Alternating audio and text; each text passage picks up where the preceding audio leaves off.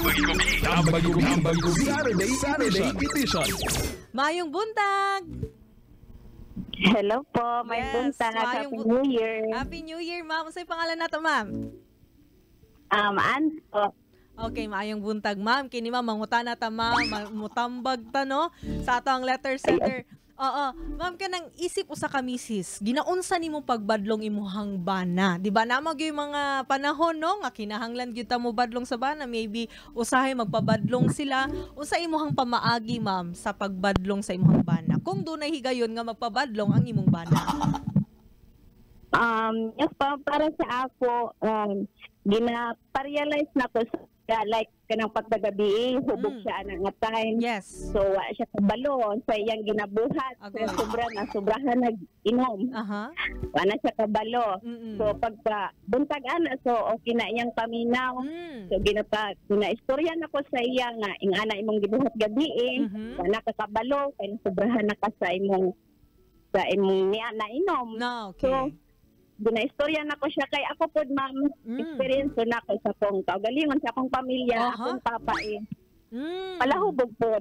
Okay, So, imuhang stress po na akong mama. I see, So, I see. Opo, so na ako'y trauma nga. Siyempre, pag nanay spirit sa alak, ang lahi na ang mga istorya, nag-away na ang magpamilya. Yes. So, napo ko'y anak, akong ginaparealize sa iya nga, dili ko gusto nga makita sa akong anak, ang akong na-experience. So, ginaparealize yun ako sa iya nga, di yun maayo ang maghubog-hubog. Kaya, naagi trauma nga maramdaman sa mga anak ko. O ka na gyud bitaw no. But na nindo tong imong giingon, ma'am, no, nga usually ay imong ginabadong imong bana pagka nang dili na siya hubog. Kaya I guess okay kanang syempre kung storyahan nimo siya nga hubog siya, so di gid mo magkasinabtanay niya napatong influence. Napatong influence of alcohol, so wala gid di gid mo magkasinamot gid na. Pero kini, ma'am, kini ikaduhang pangutana nako, ma'am, no, kanang unsa imong sagad ginabuhat, ma'am, aron dili mo mag-away sa imong bana panahon nga mamadlong ka. Syempre na magi times na kanang ano pod, di ba? Mao di usahay mao daw ning hinungdan nga no mag-away kay si misis na madlong inana. Unsa imong kanang ginabuhat mo, ma'am?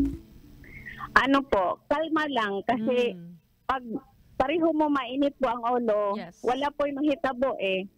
So, pareho mo ka ng bugnaw lang ang inyong panag-istorya. Yung communication po talaga, ma'am. Okay. Kinahanglan na agad na sa managtiayon. Okay. Manamoy respeto. Dawi nga pag-istorya ninyo, dili pod ka ng makasakit ka. Watch you, parang tanawan pod nimo, paminawon pod nimo imong mga words nga mogawas sa imong bakba kay mo pod na makasakit pod sa iya sa pikas po. Yes po. Okay. Ma'am, kini, ma'am, speaking of unsay angay buhaton, ma'am, sa magtiayon aron magpabilin ang kalinaw sa panimalay? Respeto po. Tapos love, gugma sa matag usa. Always good nam ang communication. Yes. Dili gid pwede mawala ang communication kay mao gid nay magpalig-on sa relasyon sa managtiayon kung ang inyong communication na agid permi.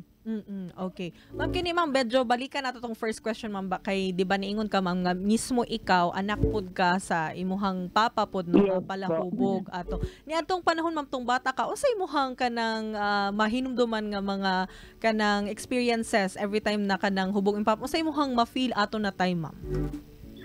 Hadlok po, ma'am, kay trauma, kay lahi man sila mag-away kay grabe yung bugbogan. Manglupad, ang tanan manglupad. Yes. I see. So na ako'y trauma ato, ma'am, sumotong dito na ako'y maramdaman sa akong pamilya, sa akong anak, labi na sa akong anak ko. Oo. Mao pud nang pahinumdum pud no sa ato ang mga naminaw pud karon na dili gyud dalim kumudako ka sa usa ka pamilya din ang imuhang papa or imuhang mama palahubog kay aduna gyud kani negatibong epekto sa mga anak nga madala nila hangtod sa kanang magtukod pud sila kaugalingong pamilya. Mao nang kaning gyud no pahinumduman gyud nato no nga drink moderately, and kung moingon na gani si Mrs. nga tama na maminaw ta. Kani, ma'am, lastly, ma'am, unsay tambag nimo sa letter sender, ma'am, kay kini si Lenlen atong letter sender, ma'am, na problema siya sa yang bana nga palahubog kay perminti na doon na daw higayon nga giadto na gid daw sila sa ilahang barangay tanod, sa ilang balay kay mangitag away. Unsay imong tambag, ma'am, sa Mrs., ma'am? Yes po. as Mrs. na naman gid sa ato ang mahabang pasensya gyud. Para sa ako ang pinakauna gyud na buhaton is prayer po. No, okay. Walay kundi prayer lang gyud, ma'am. Yes. I-declare mo siya kay Lord, ang power of declaration na magbag-o ra gyud siya. Yes. Kaya ang Ginoo lang gyud ang magkapagbag sa iya ha. Kung dili man ato kayang sis, gibuhat na nato tanan, di-advisean na, Yes. naana tanan, ang pagsigugma, ang communication di pakita na, pero wala gihapon siya nagbago. Kay God na nato siya i-surrender, ihatag na nato siya kay Lord. Kaya siya ra gyud ang makapabag-o sa iya, hawa na gilain pa. Okay, ma'am. Daghan kayong salamat, Ma'am Anami Ruth. Salamat kay sa Yes, imuhang po. Thank tambag, you po. ma'am. And salamat sa imuhang pag-share, no, sa imong experience din sa programa. Maayong buntag! Yes po. Thank you po. May buntag. Tambag Saturday edition. Mga kapsula